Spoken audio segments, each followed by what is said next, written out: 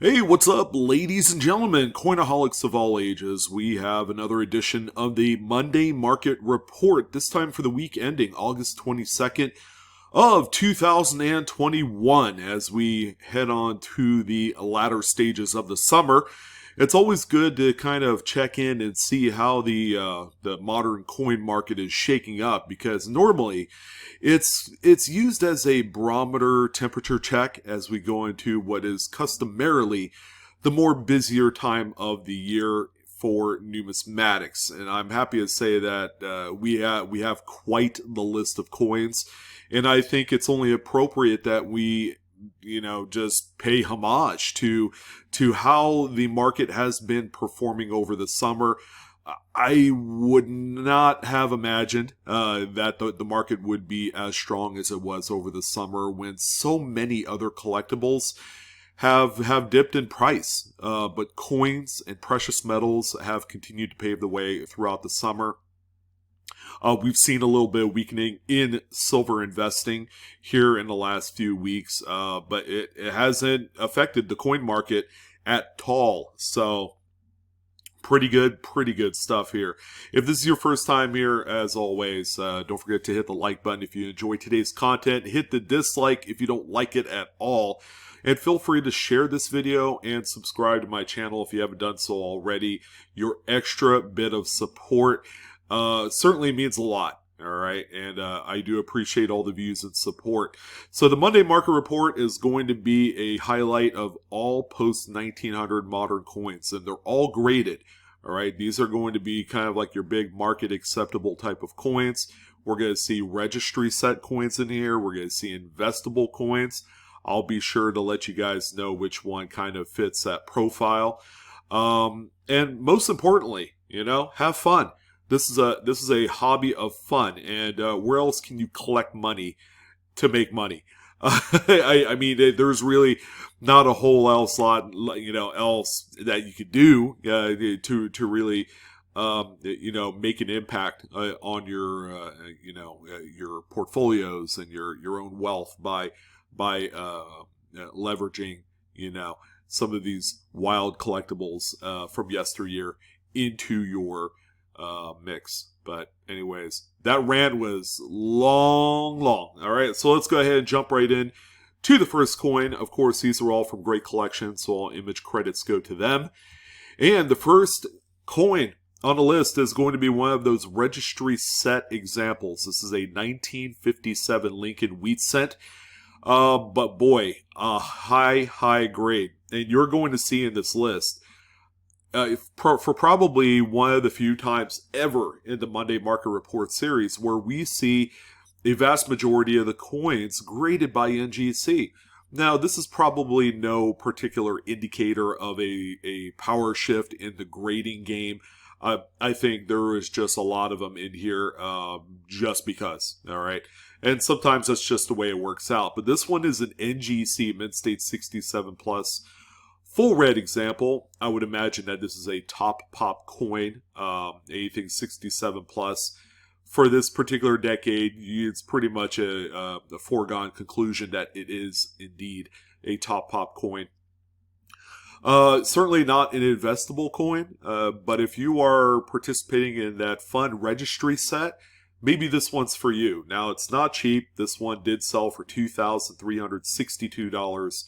And 50 cents. As more come to the marketplace, as more of these coins get graded and they make it to a 67 plus full red, you're just going to see the price hemorrhage on any other subsequent examples. And that's why I say these are not quite the investable coins that you should be looking for. But if you wanted to grade them and sell them, just know that there are quite a few people looking for these coins. The registry set game, I'm telling you, is growing by the month.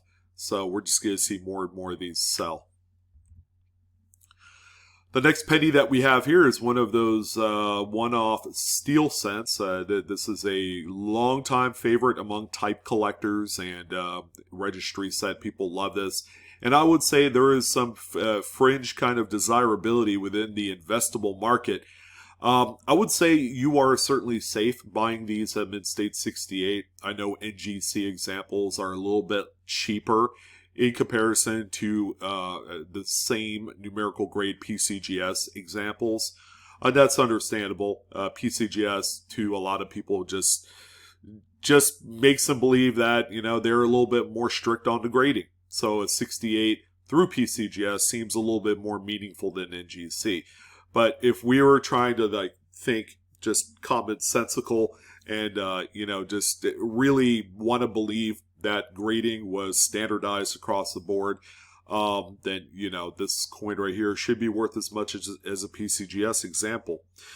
This one right here sold for $1,353.38. Some people will buy these to cross over to PCGS in the hopes that it'll come back as 68. Sometimes it works, sometimes it doesn't.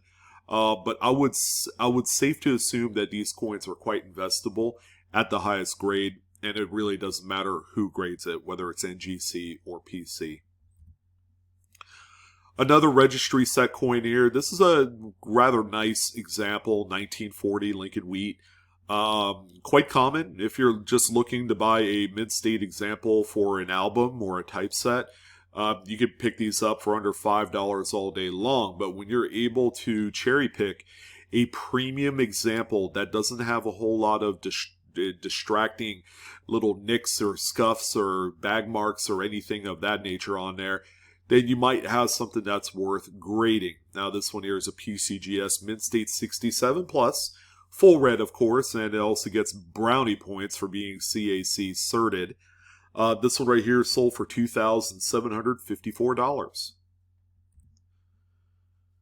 We're getting into a little bit more tougher fare. We have a 1936S. So San Francisco minted coins of the 20s and 30s are quite tough. All right, in the 30s, you begin to see the strike improve by a good deal. You know, kind of brings back some of those early 1910s Lincoln Wheats that were pretty well struck, coming from the San Francisco Mint. All right, and this one just feels that way.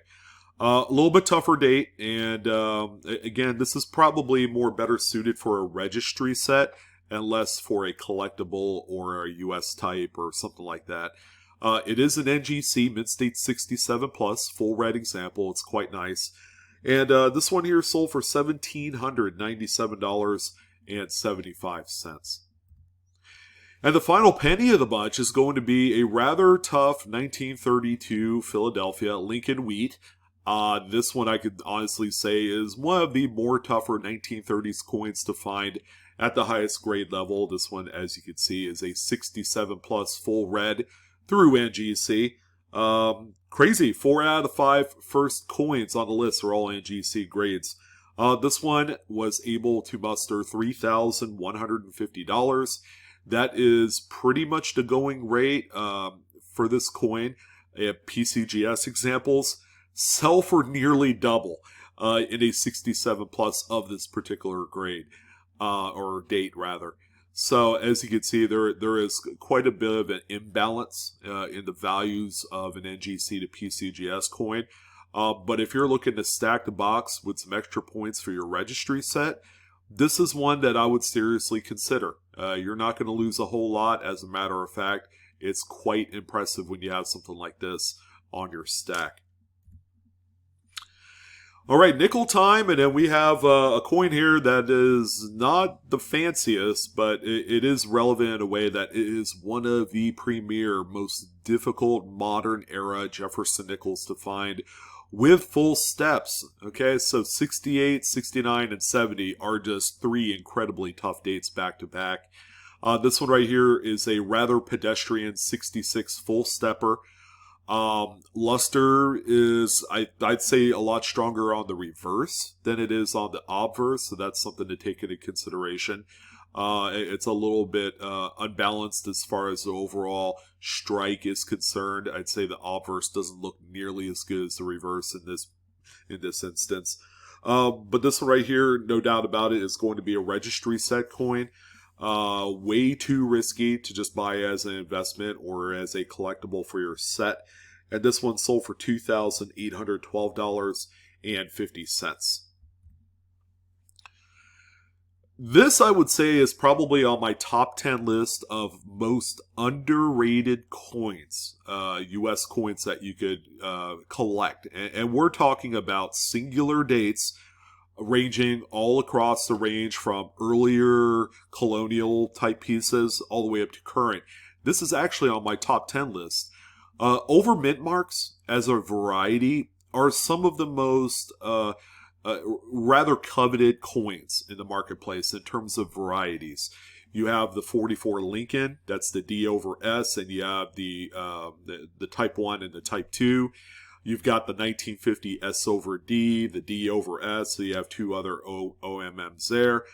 However, there is this particular one here that seems to be lost in the mix. There are a few other ones. I believe there's like a 55 D over S or something like that, which is also quite nice, but that one is a lot more desirable because of its rarity compared to this one. This particular coin right here, I own a few examples. Nothing to this magnitude. This is actually a really beautiful 66 plus. You're not going to find a lot of nice, heavy, deep strikes with this particular variety. This one is the S over D, by the way. But this is a coin that is undervalued in all grades. Even this particular coin that you see here, I think, has a lot of room to grow as people begin to kind of like understand that the 54 S over D Jefferson nickel is one that you can, be proud to own alongside some of those other over mint marks I talked about in this video. But just a beautiful coin. I would speculate that this is going to be a great investor coin to just sit on for a while. As things begin to kind of free up and variety hunting and error collecting and all that becomes a lot more popular over time, you're going to see coins like this obviously fall into the rise up category of coins that will definitely jump in price over time. This one right here sold for $1,694.25. This is probably toward the upper end of the curve of grades for this particular variety. If you guys can search these out and ideally find them raw and then send them off to the graders, that'd be the good way to go.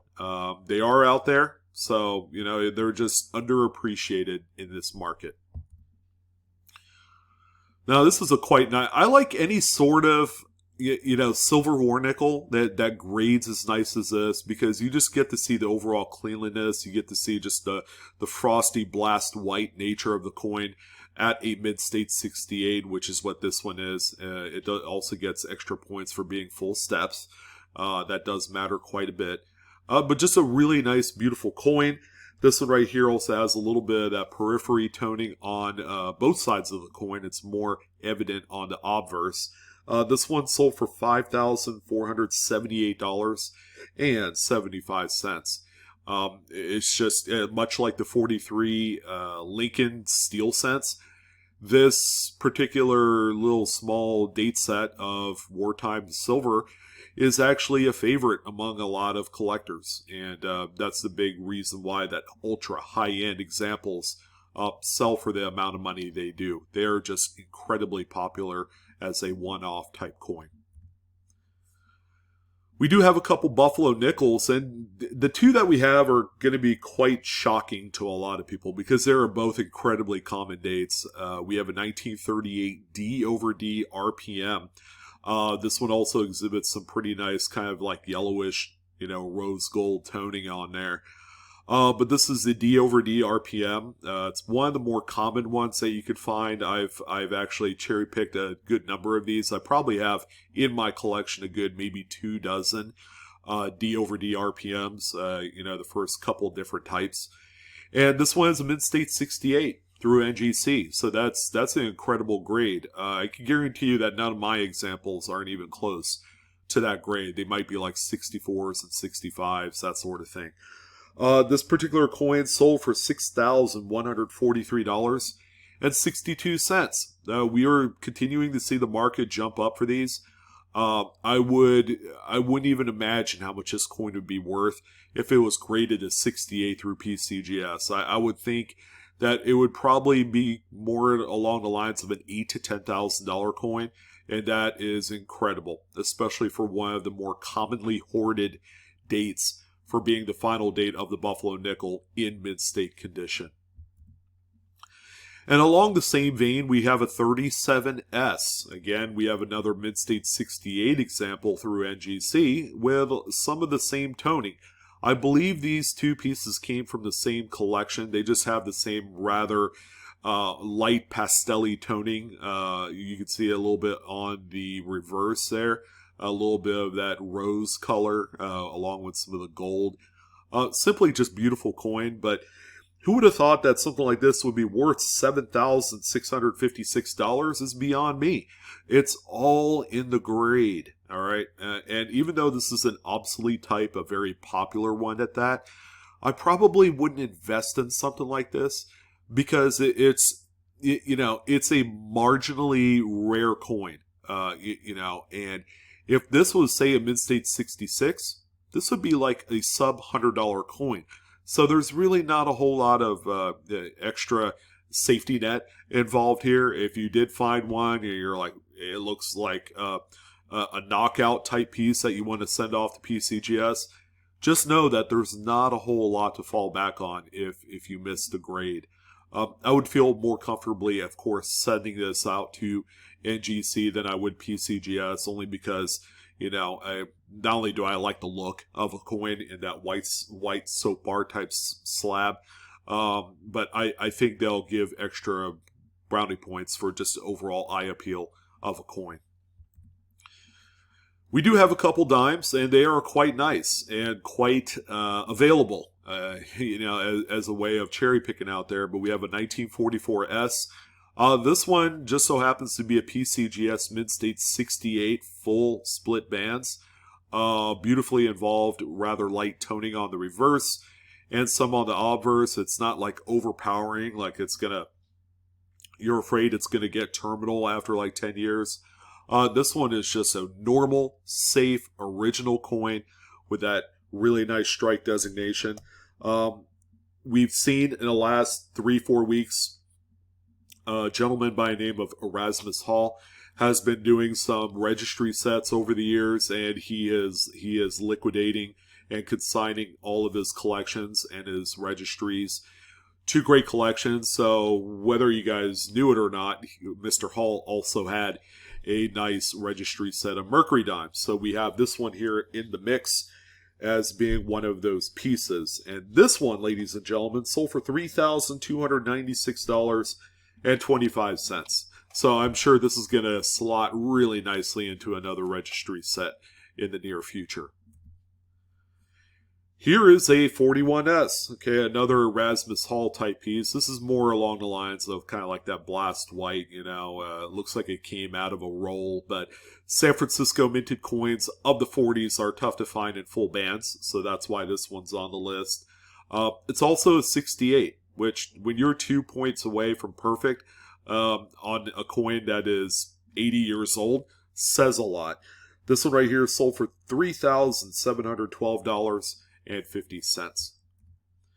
And then the final dime of the mix is going to be one with lots of toning that you'll either love or hate. Me personally, I love it. I think with this particular coin, it has its fringe audience. I'm one of those people, but I just hate paying up for tremendous toned examples. I like the idea of toned examples because it has all their original skin attached to it.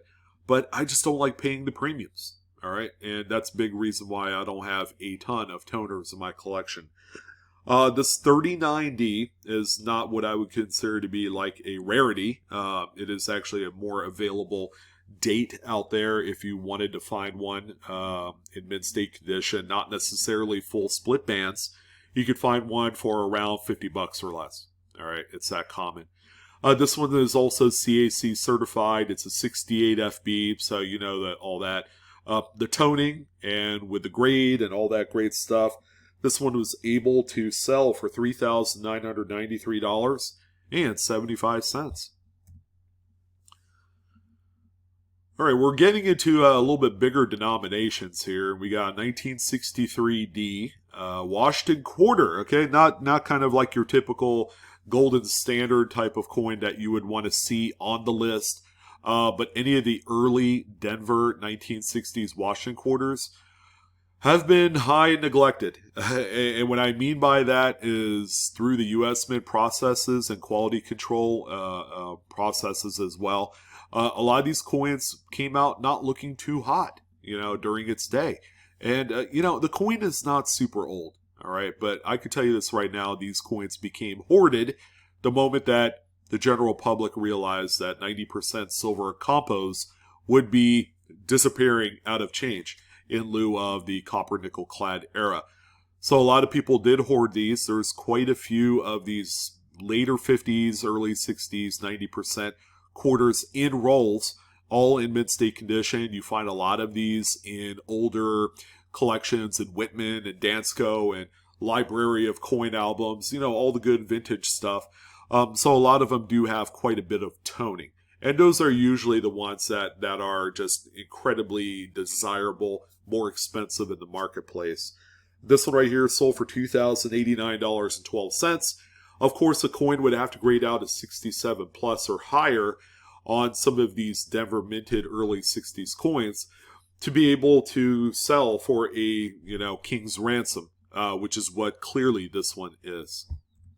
And the same would go for the 61. Now, this is a Philadelphia, but again, it does earn a few extra brownie points for toning. And that does matter to a lot of people that not only have registry sets, but also want the originality of the coin to really take center stage.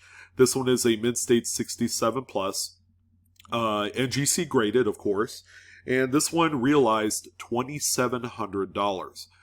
Which compared to some other coins, you can go back to even coins of the Civil War era and all that. This is quite a rarity, and at $2,700, I'm willing to bet a lot of you probably have other things you'd rather spend your money on. But when it comes to the purest registry set person that's doing a Washington quarter series, this one is going to be one of those keys to the series.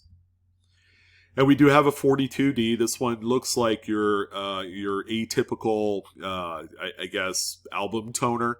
It's got the spotty toning that's more concentrated on the edges of the front of the coin. You also have them a little bit on the reverse as well. But this one right here, ladies and gentlemen, is a beautiful mint state 68 through PCGS. I mean, incredibly desirable. It's not a particularly rare date to find in mid-state condition at all. But at this grade level, the gloves come off because there's just not a lot of them out there. This one sold for $7,593.75. So we have three other coins on the list that I haven't quite talked about. I haven't talked about any other denomination higher than the 25-cent piece. But we do have a few others that deserve some extra, I guess, highlighting, showcasing on the MMR. And we have a 65 special mint set Kennedy half dollar, as you guys know, from 65 to 67. There were no actual proof sets made. All right, the U.S. Mint had after lots of public outcries of other collectors, we want our proof coins. And instead, they did an SMS coin, which is just a glorified kind of mishmash combination of a business strike and a proof coin altogether. These are not struck twice, as proof coins are, so you don't get kind of like the depth and the strength of a regular proof strike. But you seldom see frosty cameo devices on these coins than you do regular proof coins, and that's why they're desirable. This one is an SP66. It does not look great, but it is a deep cameo, which is a rarity for this series. You just see all of the milky white staining and stuff like that all across the coin, and this looks like a coin that came directly out of an SMS set, untampered with. It was never dipped or nothing. I think if this would add a light dip, it probably would have graded out maybe a 67. But that's all speculative. I don't condone, those type of things unless you know what you're doing.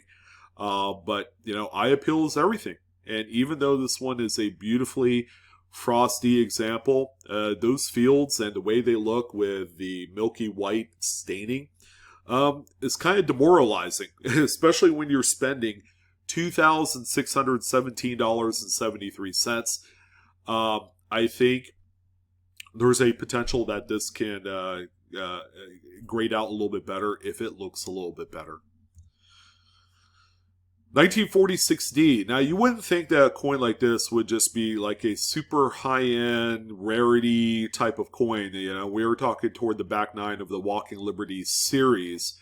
So this one is definitely worth mentioning because it did sell for a lot of money. But number two, it's also a top-end, high top-pop coin at a mint state 67 plus, NGC graded, CAC certified.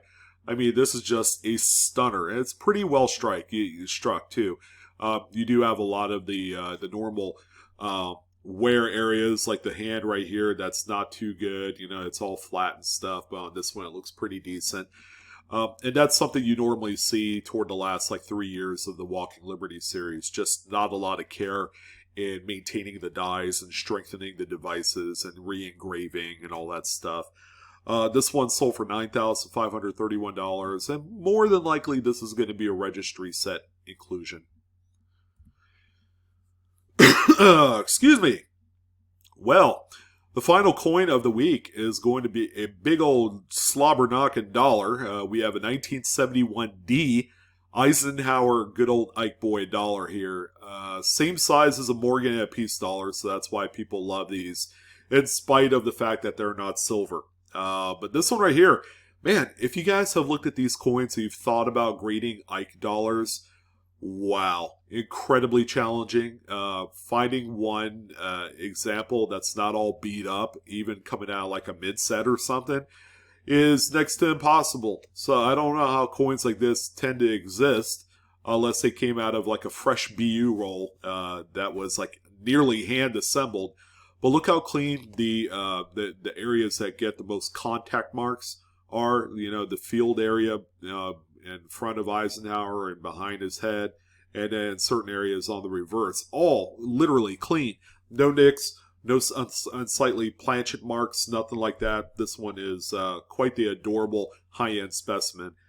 This one, mid-state 67 plus. No big surprise. It's a huge bomb of a grade. And yeah, sold for $2,925. Again, another registry set coin. Me personally, I wouldn't be bashful at all at owning this coin because I know just how difficult it is to have any Ike dollar grade 67 and up. They're next to impossible, you know, unless it's like a proof coin or one of those 40% silvers. So there you go. A good way, I'd say, to end off the Monday market report for this week. Hopefully you guys have a extra special and extra kind of like really wind down type of Monday. If you guys have kids and they're off to school, we're back to nearly fall mode here real soon. The weather's getting slightly cooler, which is nice, considering that we have a bunch of forest fires, wildfires going on. We certainly need the cooler weather and hopefully a little bit of rain in the forecast, although I'm not seeing it anytime soon. But anyways, that's going to go ahead and do it. I wish you guys the best Monday possible. Don't work so hard. And don't forget to like, dislike, share, or subscribe to my channel. I am Sean, of course, from the Blue. And that's going to do a Coinaholics. We are discovering together. I hope you guys have a wonderful day. And I'll see you on the next coin video.